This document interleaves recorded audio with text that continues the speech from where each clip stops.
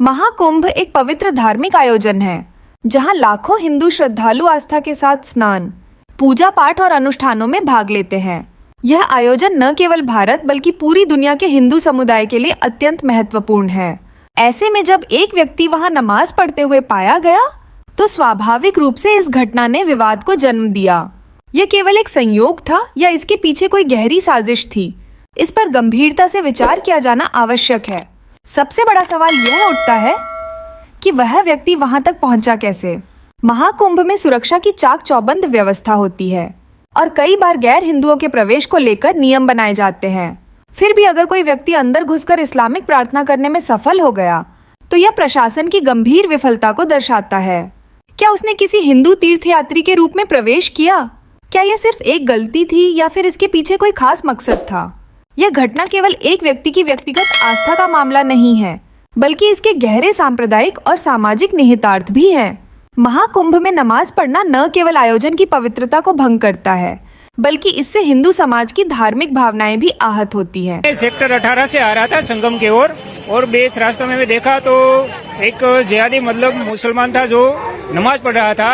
ये जो सड़क के साइड पे जो खुले बीच सड़क पे मतलब साइड, हाँ, चौराहे पे नमाज पढ़ रहा था और मैं देखा तो कुछ पुलिस लोग थे वहाँ पर तो उसको देख रहे थे। बाद में मैंने वीडियो बनाना शुरू। कुछ लोग इसे सुनियोजित हरकत मान रहे हैं क्योंकि पिछले कुछ वर्षों में ऐसी घटनाओं की संख्या बढ़ी है जहां एक समुदाय विशेष के लोग जानबूझकर किसी धार्मिक आयोजन में भड़काऊ गतिविधियां करने का प्रयास करते हैं।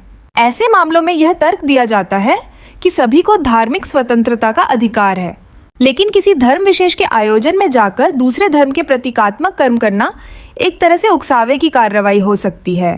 प्रशासन की भूमिका भी इस पूरे मामले में सवालों के घेरे में है। अगर आयोजन के नियमों में गैर हिंदुओं के प्रवेश पर कोई स्पष्ट नीति थी तो इस व्यक्ति को अंदर आने से क्यों नहीं रोका गया? क्या यह सुरक्षा तंत्र की विफलता थी या जानबूझकर इसे अनदेखा किया गया? अगर इस मामले को हल्के में लिया गया तो भविष्य में ऐसी घटनाओं की पुनरावृत्ति की संभावना से इनकार नहीं किया जा सकता। यह केवल महाकुंभ तक सीमित नहीं रहेगा, बल्कि अन्य हिंदू धार्मिक आयोजनों में भी इस तरह के कृत्य देखने को मिल सकते हैं, जिससे सामाजिक सौहार्द प्रभावित हो सकता है। इस घटना पर कार्यवाही इसलिए भी जरूरी है क्योंकि यह समाज में गलत संदेश भेज सकती है। अगर इस तरह की हरकतों पर कोई सख्त कदम नहीं उठाया गया तो यह धार्मिक भावनाओं के सम्मान की अवधारणा को कमजोर करेगा। किसी भी धर्म के अनुयायियों को अपने धार्मिक स्थलों और आयोजनों में पूरी स्वतंत्रता मिलनी चाहिए, लेकिन इसका यह अर्थ नहीं कि कोई व्यक्ति किसी दूसरे धर्म के पवित्र स्थल पर जाकर ऐसी हरकत करे जिससे विवाद उत्पन्न हो। यह मामला कानून और व्यवस्था की दृष्टि से भी महत्वपूर्ण है। अगर यह व्यक्ति जानबूझकर धार्मिक भावनाएं भड़काने के उद्देश्य से महाकुंभ में गया था तो उस पर भारतीय कानून के तहत कार्यवाही होनी चाहिए।